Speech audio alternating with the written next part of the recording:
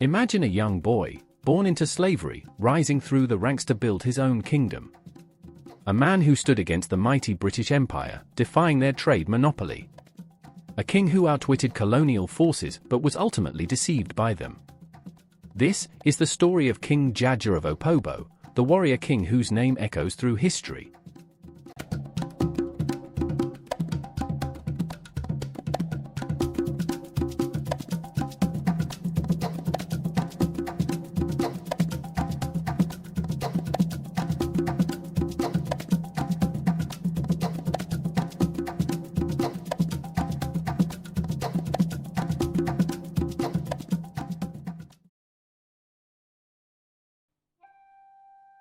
To understand King JAJA's extraordinary journey, we must travel back to the early 1800s, to a time when the powerful city-state of Bonny dominated trade in the Niger Delta.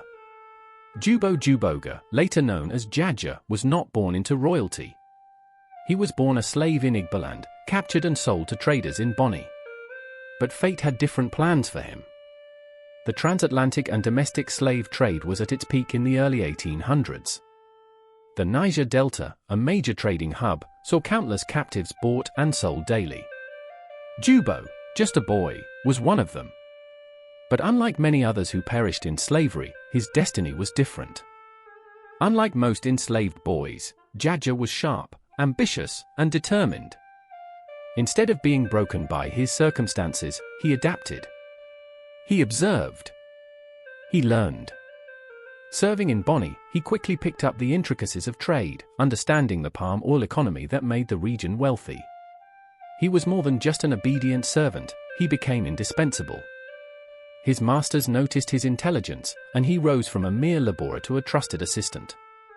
He mastered languages, understood pricing strategies, and even advised traders on securing the best deals.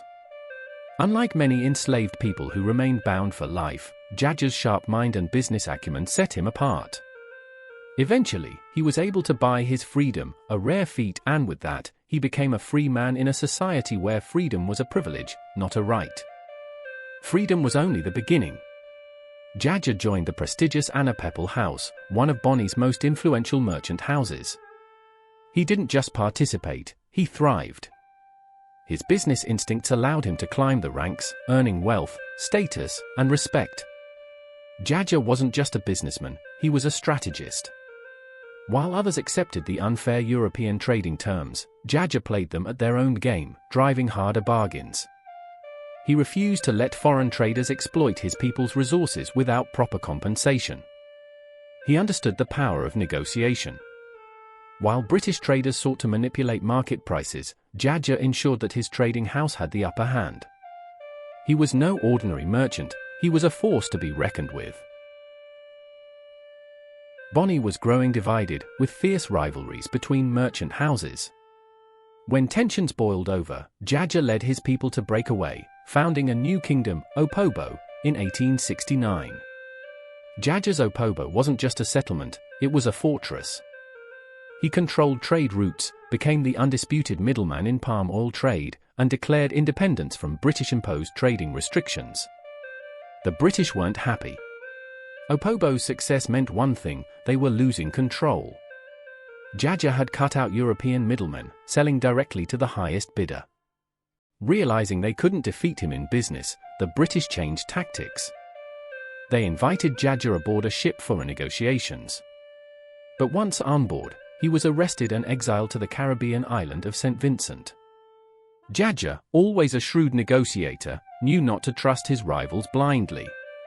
But the British had mastered the art of deception. They spoke of new trade agreements, peace, and prosperity for Opobo. JAJA listened. He dined. He sipped their wine. And then, the doors slammed shut. Before he could resist, he was seized, bound, and declared a prisoner of the British Crown. The mighty King JAJA, who had built an empire, was now in chains once more. Far from his kingdom, JAJA was exiled to St. Vincent, a small Caribbean island. The British believed that by removing him, they could regain control over the palm oil trade.